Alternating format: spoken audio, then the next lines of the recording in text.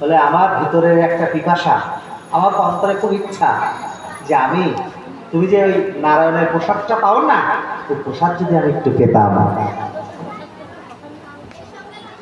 ওই প্রসাদ যদি আমি একটু পেতাম।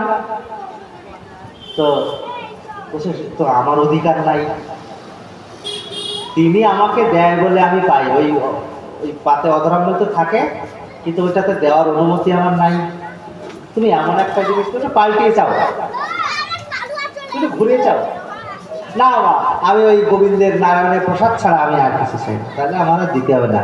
খুব কষ্ট পেলো না, মানে লক্ষ্মী দেবী তাকিয়ে দেখছে ছেলেটা মুখ ফুটে চাইলো, আমি দিতে পারলাম না। লক্ষ্মী দেবীরও কষ্ট হচ্ছে, এত বছর সেবা করেছে আমাকে, কিন্তু কিছু নিত না, আমি বারবার পিড়াপিড়িতে চাইলো, আর যেটা চাইলো আমি দিতে পারলাম না, তো মায়েরও কষ্ট হচ্ছে।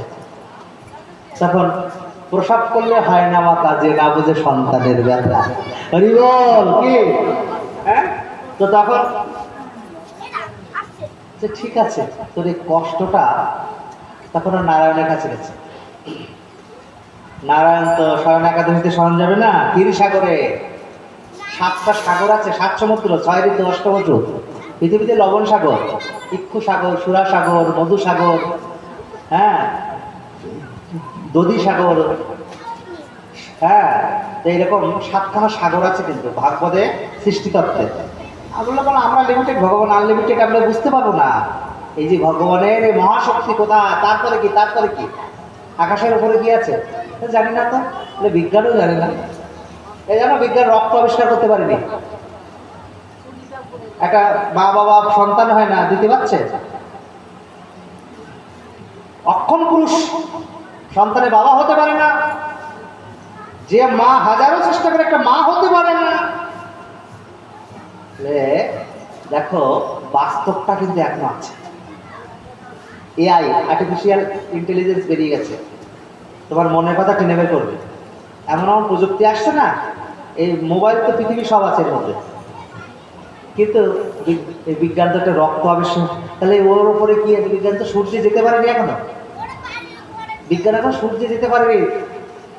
ধর্ম ছাড়া বিজ্ঞান এক পা চলতে পারে না, আর বিজ্ঞান ছাড়া ধর্ম এক পা চলতে পারে না, উভয় পরিপোষক। ধর্ম ছাড়া বিজ্ঞান খোড়া, আর বিজ্ঞান ধর্ম ছাড়া অন্ধ। এটা মহাপুরুষের উক্তি। বিজ্ঞান ছাড়া ধর্ম খোড়া, আর ধর্ম ছাড়া বিজ্ঞান অন্ধ, দুটো রেলের পার্টি। তো ভালো, এখন নারদের কাছে ঢাকা চাকা হয়ে লক্ষ্মী দাঁড়িয়ে গেছে। কি হয়েছে তোমার কমলা, মুখটা শুকনো, কি হয়েছে? একটা নিবেদন আছে, এইভাবে বলো কি হয়েছে। আমার এক ভক্ত 12 বছর ধরে সেবা করেছে, কিন্তু ওর মনে একটা ব্যথা। হ্যাঁ বলো, খুলে বলো কি হয়েছে। তো বলছে আপনার প্রসাদ যদি, ও ওটাই দাবি করেছে যে আমি যদি নারায়ণের প্রসাদ পেতাম, কিন্তু আমি না ওটা দিতে পারিনি আপনার অনুমতি ছাড়া। ও খুব, হ্যাঁ, তো ওই প্রসাদ যদি সে একটু পেতো, আমার 12 বছর ধরে সেবা করেছে, শুধু মুখ ফুটে বিনিময় চেয়েছে ওইটুকু, সে কি পাওয়ার অধিকারী না? তো বলছে লক্ষ্মী, কমলা, রমা, শোনো, তোমার ভক্ত মানে আমার ভক্ত, যাও সে তাকে প্রসাদ দাও, তাকে প্রসাদ দাও। তখন ওই প্রসাদ নারদ পেয়ে, ওরে বাবা কি নৃত্য, আনন্দ হলে কি হয়, যেন আপনার ছেলে চাকরি পেয়েছে বা মেয়ে সরকারি চাকরি পেয়েছে, একবার রাতে ঘুম নাই, আনন্দে চোখ দিয়ে আনন্দশ্রু, মানে ওই জলটা দুঃখের কান্না না, যে মাঝখান দিয়ে গরিব দুঃখটা শস্যের মতো, বিন্দুর মতো, ওটা আনন্দশ্রু। যখন মানুষের আনন্দ হয় না, তাহলে আনন্দেও চোখে জল বেরিয়ে আসে। আর নারদের কি আনন্দ, কি আনন্দ, আর আনন্দ যখন হয় না শেয়ার করতে হয়। এই জানো আমার পুত্র, আমার নাতি পুত্র সন্তান হয়েছে, এই জানো, এমনি আনন্দের খবরটা জানাচ্ছি আমরা, তাই না? তাহলে আনন্দের খবরই জানাতে হয়, দুঃখের খবর জানাতে নাই। আনন্দ ভাগ করলে দ্বিগুণ হয়, আর দুঃখ ভাগ করলে অর্ধেক হয়। অনেক কষ্ট খুঁড়ে একটুখানি সুকোটে, কি সব কথা দার্শনিকেদের, হ্যাঁ? আনন্দ ভাগ করলে দ্বিগুণ হয়। এই আনন্দটা কাকে জানাবো, কাকে জানাবো? কৈলাসে ভোলানাথ, হ্যাঁ, সর্বমঙ্গল মঙ্গলে শিবে সর্বার্থ সাধিকে শরণ্যে ত্র্যম্বকে গৌরী নারায়ণী নমস্তুতে। নমঃ শিবায়, নমঃ শিবায়, হর হর বম বম, নমঃ শিবায়। ধ্যান ভাঙালোকে বাক্সালের পরে বেলগাছ তলায়, আমার ধ্যান ভাঙালোকে পাঁচ মুখ, সাপগুলো ফটফট, আর ওই দুটো সার নন্দী ভৃঙ্গি। আমার ধ্যান ভাঙালোকে বলে এই যে নারদ বেটা। আনন্দ কি, আমি গোবিন্দের প্রসাদ পেয়েছি, আমি নারায়ণের প্রসাদ পেয়েছি মায়ের হাত দিয়ে। আমার এই যে আনন্দ, আমি তোকে জানাতে এলাম, আমি স্বয়ং শ্রীহরির প্রসাদ পেয়েছি। শিবজি বলে স্বার্থক পথ তুমি আমার জন্য এনেছো। নারদের নাচ বন্ধ হয়ে গেল। বিশ্বাসঘাতক, এই ভালোবাসা আমাকে, তুমি একা একাই স্বার্থপরের মতো প্রসাদটা খেয়ে নিয়েছো, আমার জন্য একটু আনোনি।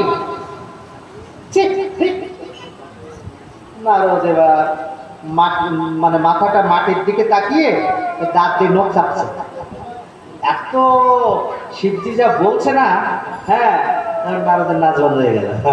এখন এই আঙুল চিপছে, হ্যাঁ, আমি মাটির দিক তাকিয়ে লজ্জায় দেখছে নখের আগা একটু প্রসাদ লেগে আছে। নারদের এই কণিকা মাত্র, কণা মাত্র নখের কণায় লেগে আছে। নারদের আবার লাভ শুরু হয়ে গেল, বলা না আনিনি মানে, হ্যাঁ, তোমার জন্য না এনে পারি, এই দেখো প্রসাদ। কণিকা মাত্র হলে সেটা প্রসাদ, ঠিক আছে, দাও দাও দাও মা, প্রসাদ দাও আমাকে, দাও স্বয়ং নারায়ণের প্রসাদ, স্বয়ং ভগবানের দাও আমাকে দাও। আর শিবজি যেই খেলো, আর শিবের নাচ মানে কি, কৈলাস টলমল করছে, পৃথিবী এবার কাঁপছে। আর একটা উঁচু করে, হ্যাঁ, এটা নামিয়ে আবার একটা উঁচু করে, সে ত্রিশূল নিচে না জটা টটা, হ্যাঁ, সাপটা কোথায় চলে পড়ছে, আর সেই বাক্সাটা কোথায় চলে যাচ্ছে। ওরে নৃত্য, দেবতারা বলে মহেশ্বর কেঁপে গেছে। হ্যাঁ, কি পৃথিবী কাপ তাণ্ডব নৃত্য, হ্যাঁ, ঠিক কি না, কে থামাবে? তো পৃথিবী প্রলয়, মহেশ্বর ধ্বংসের দেবতা, পৃথিবীতে ধ্বংস হয়ে যাবে, একে থামাবে কে? একমাত্র মা পার্বতী ছাড়া। তাহলে মা রক্ষা করেন, পৃথিবী টলমল করছে। তখন পার্বতী গিয়ে দেখছে, ও মা, শিবিরায় হুঁশ নাই, সে বেসামাল অবস্থা, আমি গোবিন্দের প্রসাদ পেয়েছি, আমি নারায়ণের অধরামৃত পেয়েছি। সে কি আনন্দ করল, যাচ্ছে নৃত্য। পার্বতী গিয়ে হাতটা ধরে বলে, হ্যাঁ শোনো শোনো শোনো, কি হয়েছে তোমার, কি হচ্ছে, কি হয়েছে, এরকম করছো কেন, কি হয়েছে বলো। বলে আমি নারায়ণের প্রসাদ পেয়েছি, আমি গোবিন্দের অধরামৃত পেয়েছি, কি আমার আনন্দ।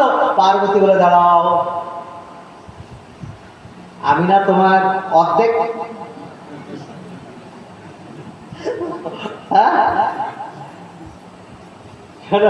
নারী কিন্তু অর্ধেক স্বামীর, হ্যাঁ, অর্ধাঙ্গিনী।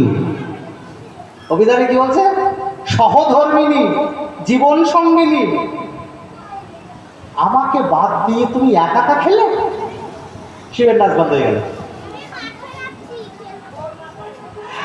শিব কিন্তু ভেগা ভেগা হয়ে, তখন পার্বতী সেই সাপের মতো সবল, আগুনের মতো, তেলে জল বলে ছাকা দিয়ে ওঠে না, পার্বতী মানে এমন ভাবে বলছে না শিবকে, তুমি আমাকে বাদ দিয়ে একাটা গোবিন্দের প্রসাদ পেলে, নারায়ণের প্রসাদ তুমি একা পেলে। শিবের নাচ বন্ধ হয়ে গেছে।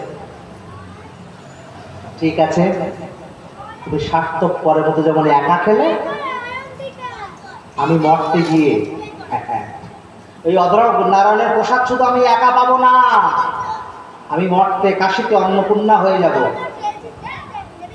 শুধু আমি একা প্রসাদ পাবো না, সমস্ত জীবকে আমি সবাইকে অন্ন দান করব। আমি একা প্রসাদ পাবো না, সবাইকে প্রসাদ দেব। আর ওই অন্নপূর্ণার ভান্ডার, ওখানে শিব তোমাকে ভিখারি হয়ে যেতে হবে এই প্রসাদ নেওয়ার জন্য। তাই অন্নপূর্ণার দরজায় শিব কিন্তু ভিখারি হয়ে এই প্রসাদ দিতে কাশীতে। ওই অন্নপূর্ণা সাক্ষাৎ পুরী মন্দিরে, নাহলে ওই 752টা উনুনে 9টা হাড়ি, পৃথিবীর ভিতরে অগ্নিকোণ ভারতবর্ষ, ভারতবর্ষের অগ্নিকোণ পুরী, আর পুরী মন্দিরের অগ্নিকোণ পুরীর রান্নাঘর। দেখেছ? হ্যাঁ, তো সাক্ষাৎ মা অন্নপূর্ণা রান্না করে। আর বিমলা মায়ের ভোগটা কেন হয়? দেখো 51 ফিট তো কালীঘাটে একটা আছে, কামাখ্যায়, তাহলে ভাগবতের নাভিটা ওখানে পড়েছে। তো সেহেতু জগন্নাথ মন্দিরে ভোগ হবে, তারপরে বিমলা মা, তারপরে আনন্দবাজার। রাধে রাধে। ক্রম আছে না, একের পর দুই, দুইয়ের পর তিন, তাহলে সরাসরি কিন্তু ওই পারসটা চলে যাবে বিমলা মায়েতে, আর বিমলা মায়ের প্রসাদ হয়ে তারপরে আনন্দবাজারে সমস্ত জীবেরা পাও। মহাপ্রসাদ কি, নীলাচলের মহাপ্রসাদ। এখন এই প্রসাদ আপনি যখন ভগবানকে রান্না করবেন, বটির উপরে যেন পা না রাখা হয়। অনেকে বটির উপরে পা নিয়ে বলে কাটাকুটি, ওটা আমানি। বছরে যে ফলটা আগে হবে সেটা এনে গোবিন্দকে, আগে এখন আনারস উঠেছে, হ্যাঁ, বা যে ফল আগে উঠবে ঋতু মরশুমে সেটা আগে গোবিন্দকে দিয়ে তারপরে নিজেরা, এই থুতু যেন না যায়। এদের কম কথা, বাক্য বেগান, বাক্যের বেগ আনতে হবে। তো গোবিন্দের রান্না, ভোগের রান্নার একটা মন্ত্র আছে, আর রাধাকুণ্ডে ডুব দিলে ভোগের রান্না সবাই রাঁধতে পারে না, কারণ কে কোন চিন্তা নিয়ে রান্না করছে ওই চিন্তা কিন্তু ঢুকে যাবে আপনার মধ্যে।